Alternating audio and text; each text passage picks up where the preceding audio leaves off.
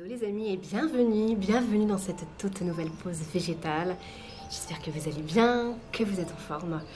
Aujourd'hui, je vous propose une vidéo dans mon jardin. Je suis hyper contente parce qu'ils avaient annoncé un temps absolument détestable. Et vous pouvez voir qu'il y a un magnifique soleil en ce dimanche 30 juin. Donc je suis trop contente. Donc j'en profite un petit peu pour filmer dans la cour commune de là où j'habite.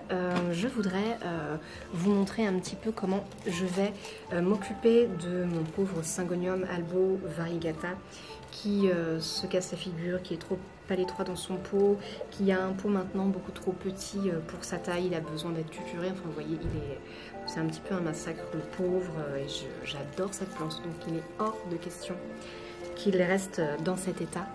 Je prends enfin le temps aujourd'hui de prendre soin de mes plantes, ça fait un bien fou, et du coup je voulais pendant le traitement et le soin que j'apporte à mon Syngonium albo variegata, vous parler un petit peu à cœur ouvert de comment ça se passe en ce moment pour moi au niveau de mon moral, de ma santé mentale, de comment se passe ma transition vers ce nouveau travail qui est la sophrologie à mon compte, puisque je souhaite quitter mon CDI pour aller dans une profession libérale à mon compte. Si ce programme vous intéresse, je vous invite à regarder la suite.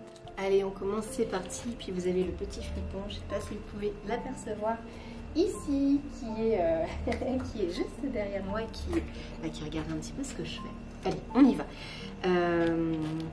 Alors j'ai déjà retiré le Syngonium de son petit pot. J'ai un petit peu évoqué le sujet de la santé mentale lors de ma dernière vidéo. Merci à vous pour vos visionnages.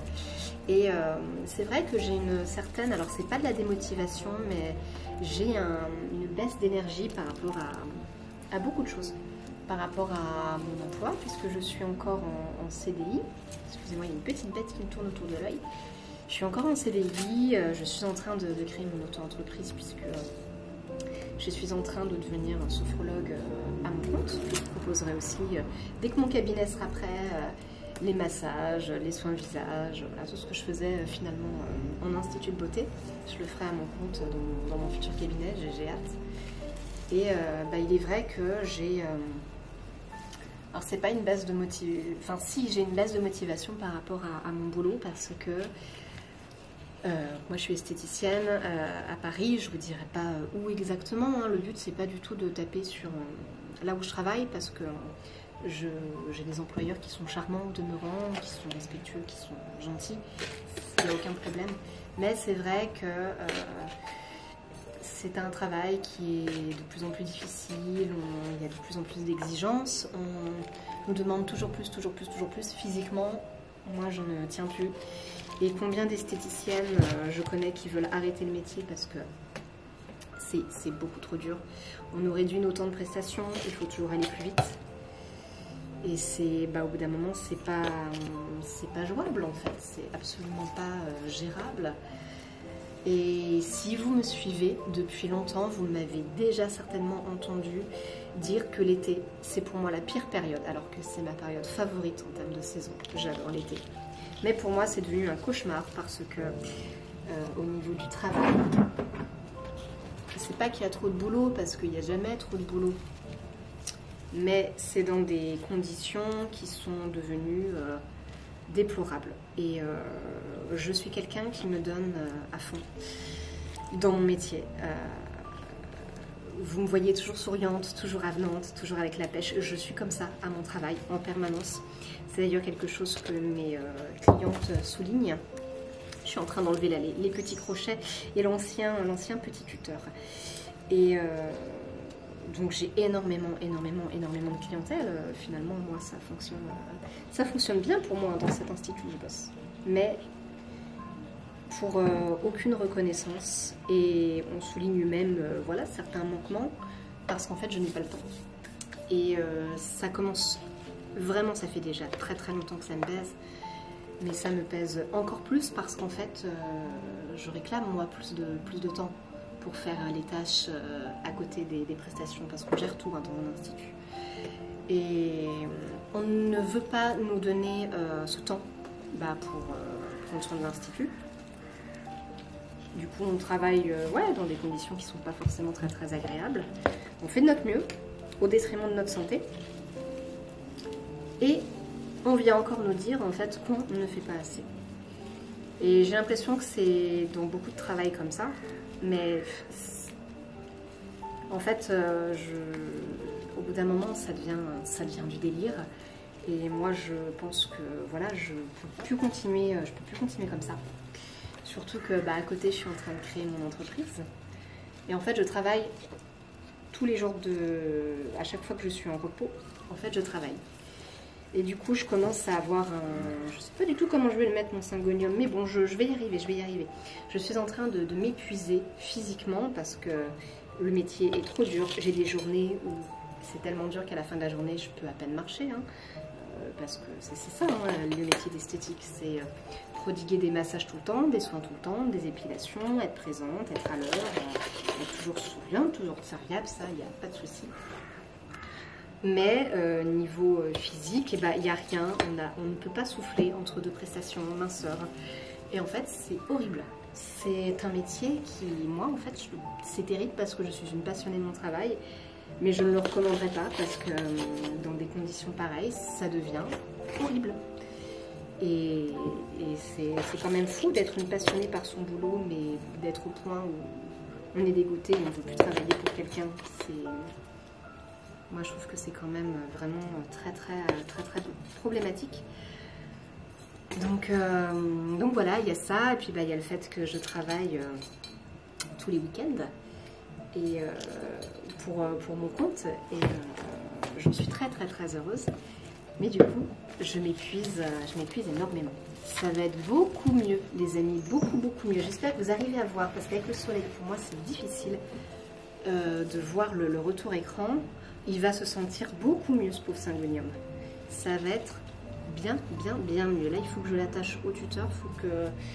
comment je vais faire en fait? Je me suis mal pris, j'ai pas préparé les bons outils. Mince, c'est pas grave, je vais y arriver. Et alors vous voyez, c'est pas du tout dans le but de me plaindre, je n'aime pas me plaindre, mais il faut bien reconnaître que j'ai de la corde, je vais aller chercher de la corde. Il faut bien reconnaître qu'en fait on en demande toujours plus aux employés. Et moi qui suis quelqu'un d'extrêmement motivé, et au bout de 5 ans de bon et loyaux service, je suis là sur le point de rendre mon tablier parce que j'en peux plus. Et parce que là, c'est ma santé qui commence à... Je n'ai plus le moral. Physiquement, je m'écroule complètement. Enfin voilà, ça va pas du tout. C'est pas possible d'être... dans cet état-là à son travail. Et en plus pour une paye qui est misérable, quoi. Moi j'ai un des plus petits salaires en France. Alors il y a quand même pire que moi, hein, bien évidemment. Mais ça reste quand même très difficile. Les métiers du commerce sont extrêmement compliqués. Et pour en plus n'avoir rien en retour, c'est vrai que c'est compliqué. Donc j'espère juste qu'à un moment donné, je vais pas m'écrouler. Je me surprends parfois, vous savez... je me réveille, il est 3 h du matin et je commence à prendre mon téléphone et à travailler pour mon compte, pour ma future entreprise. Et là, je me dis, mais Elena, mais ça va pas du tout, arrête tout de suite. Il faut pas que tu commences Enfin, je me mets à travailler en pleine nuit quand je me réveille. Enfin, il faut quand même être un peu... Là, il y a un problème. Et du coup, il faut vraiment que je fasse attention à ma santé mentale. Et c'est pour ça aussi que je voulais vous en parler, pour vous partager un petit peu cette expérience, pas pour me plaindre, mais pour vous dire aussi que si vous en êtes à ce point-là à votre travail, faites attention à vous et peut-être arrêtez-vous avant qu'il ne soit trop tard. Moi, il n'est pas trop tard, mais justement, je sens que là, je commence à être à un point où ça peut vriller et il faut que je fasse très attention. Les amis, je vais chercher de la corde et je reviens. Voilà les amis, j'avais trouvé cette petite ficelle en jute à Lidl. C'est parfait, elle va enfin me servir. Donc, allez, on continue, c'est parti. J'ai pas l'habitude de m'ouvrir comme ça à vous parce que j'ai pas très envie de me montrer vulnérable.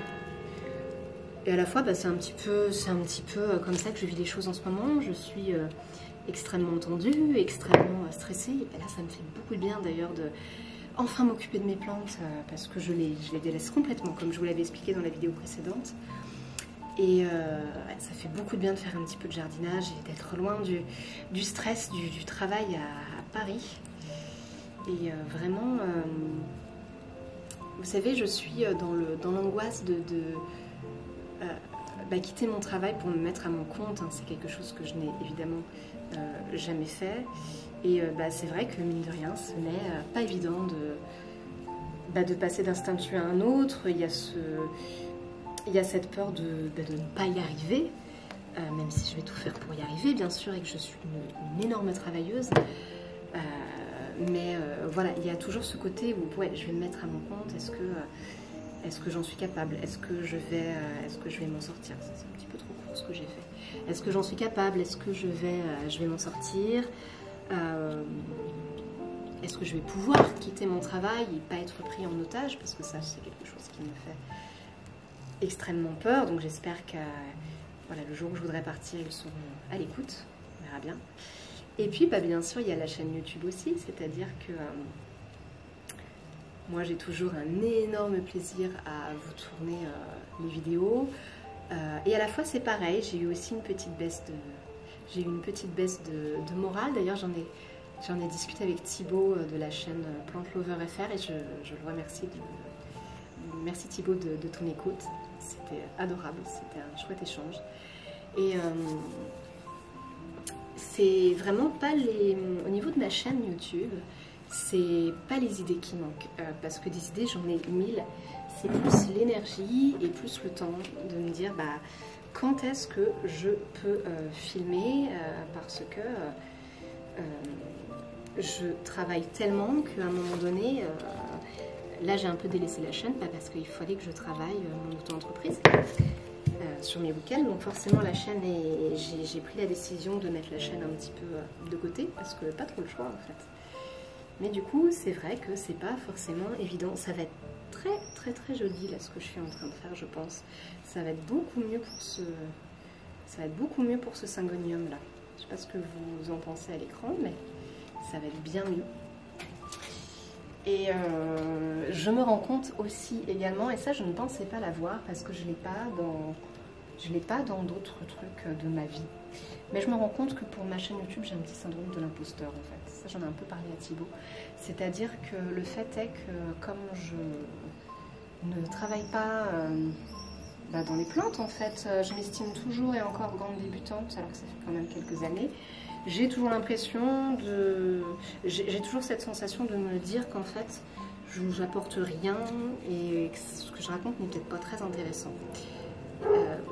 Je pense foncièrement que c'est pas le cas parce que sinon vous ne seriez pas là à m'écouter, à raconter ma vie.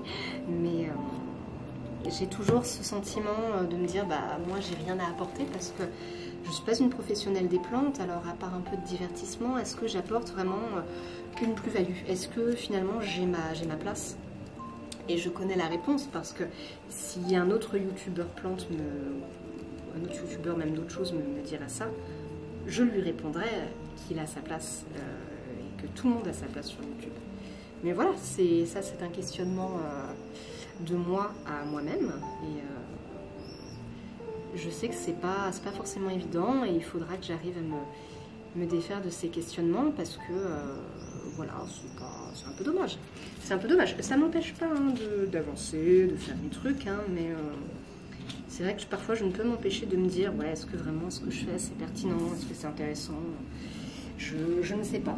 Par contre, ça n'enlève pas mon plaisir. J'ai toujours un immense plaisir à vous montrer mes plantes, à vous partager mes trucs, à vous partager mes conneries. C'est pour moi un moment de détente absolue. J'ai une communauté qui est en or. Et je suis quelqu'un qui est positif tout le temps. C'est assez rare que je vous parle des choses négatives, mais bon, effectivement, je me suis dit que ça pouvait être sympa de m'ouvrir à vous, et Thibaut me l'a conseillé. Enfin, il m'a dit que franchement, let's go quoi. Si j'avais envie de parler un petit peu à corps ouvert, ça pourrait éventuellement, hop là, éventuellement faire du bien. Alors, je vous parle de ça, c'est vraiment que des trucs en vrac, hein. Je n'ai absolument rien préparé, donc j'espère que mes propos ne seront pas complètement fouillis. Mais bon, voilà les amis. Qu'est-ce que vous en pensez? Elle a quand même meilleure mine cette plante, hein. C'est pas mal, hein. Ah, je suis contente, ça va lui faire un bien fou. Je vais remettre des petits liens un peu à droite à gauche et puis surtout je vais l'arroser. Comme ça, je serai sûre que ça va tenir. Franchement, c'est vraiment bien d'avoir ces petites cordes là. On va en rajouter, hop, comme ça. Je suis sûre de mon coup, à peu près. En tout cas, je vous remercie encore et toujours de votre soutien, malgré le fait que je sois une toute petite chaîne, qu'il y ait une toute petite communauté, que je ne sois pas la personne qui publie à chaque semaine. Mais bon, bah voilà, maintenant vous savez pourquoi. Vous savez pourquoi. C'est parce que je travaille énormément. Je travaille peut-être même un petit peu trop. Voilà, je pense globalement que j'ai fait un petit peu le tour de ce que je voulais vous dire. Mais voilà, je suis dans une période un petit peu d'incertitude surtout. J'ai le moral, j'ai toujours le moral. Hein, moi, il n'y a pas de souci. Hein. Mais voilà, je me pose des questions et je pense que quand on passe quand on est en période transitoire, on veut quitter son CDI pour se mettre à son compte, bah, je pense que c'est normal aussi d'être un peu en se disant oh là là, est-ce que ça va être complètement bancal? Est-ce que financièrement je vais m'en sortir? Est-ce que je vais pouvoir remplir le frigo? Est-ce que je vais pouvoir acheter des croquettes pour mes chats? Est-ce que je vais pouvoir continuer à m'occuper de mes petites plantounettes? Enfin voilà. En tout cas, l'envie de continuer est toujours aussi présente. J'ai envie de vous filmer des tas et des tas de vidéos. Maintenant, bah, il faut surtout le temps et il faut que je retrouve de l'énergie et j'espère surtout que bah, je ne vais pas craquer parce qu'on est fin juin à l'heure où je filme cette vidéo. Au boulot, ça vient seulement de commencer la grosse période d'été et j'en peux déjà plus, comme tous les ans. Je suis dans un état mais de fatigue et de nerfs et de stress. Et voilà, j'espère que je vais pas craquer parce que j'ai pas envie de craquer, mais on verra bien. Je vous montre un petit peu plus près, les amis. Le chef-d'œuvre, elle a quand même bien meilleure mine comme ça. Trop contente. Trop contente. Et puis ça m'a permis comme ça un petit peu de discuter avec vous. Voilà les amis, je termine sur cette beauté, cette vidéo. Je ne sais pas du tout comment elle sera perçue. C'est pas évident pour moi de me livrer comme ça, même si je pense que parler de santé mentale, c'est quelque chose qui reste important sur Internet. Et on est tous concernés par cette problématique. Voilà, j'espère que ce sera bien perçu. Vraiment, une fois de plus, ne prenez pas ça comme juste du râlage et que je me plaigne. Voilà pour rien, parce que c'est pas du tout dans ma personnalité. Je suis quelqu'un qui vraiment est tout le temps en train de positiver, en train de... Bah justement, avec mon rôle de thérapeute, en train au contraire de donner de la force aux autres, tout le temps, même à mon travail d'esthéticienne, je fais ça, je suis toujours en train de... D'ailleurs, à chaque fois, mes clientes me disent « Mais Elena, comment vous faites pour avoir la pêche à ce point-là ?» Mais bah voilà, hein, comme quoi, même les personnes qui ont la pêche tout le temps, il y a eu des petits moments où justement, je donne beaucoup. Et il faut que je pense à moi et voilà, il faut que j'arrive à redescendre la pression, mais avec le travail qui m'attend tout l'été à mon boulot, j'ai très peur. J'avoue, j'ai peur. J'ai peur, comme tous les étés, j'ai peur dans l'état dans lequel je vais être. C'est triste. J'adore mon travail, mais c'en est à un point où enfin, voilà, je vous ai déjà tout dit dans la vidéo, on va pas repartir là-dessus. Bah, je vous remercie de votre patience, je vous remercie d'être arrivé jusqu'au bout de cette vidéo blabla qui n'était pas évidente. Je vous fais de très gros bisous et bah, prenez soin de vous, prenez soin de votre santé, prenez soin de vos plantes et puis bah, je vous dis à très bientôt dans une prochaine pause végétale et je vous remercie infiniment pour, je suis certaine, de votre bienveillance. Merci, à bientôt.